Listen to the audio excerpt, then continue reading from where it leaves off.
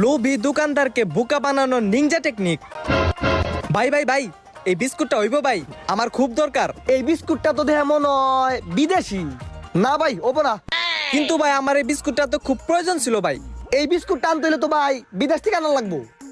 এটা বাদ দেন, অন্য বিস্কুট লন। না ভাই, আমার অন্য বিস্কুট হইব না, আমার এই বিস্কুটই লাগবো।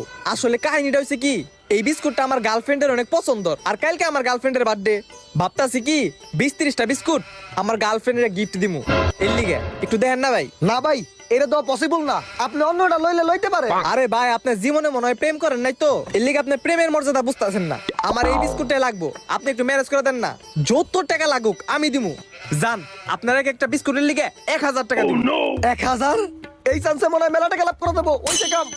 আপনি ভাই কোনো টেনশন করেন না, যেমনি হোক এই বিস্কুট আমি ব্যবস্থা করতেছি। সন্ধ্যার দিকে আয়েন। ওকে ভাই, সন্ধ্যার দিকে আইতাছি। এই লোনে ডিএমও বিস্কুটটা, আর ভাই আপনার আমি 500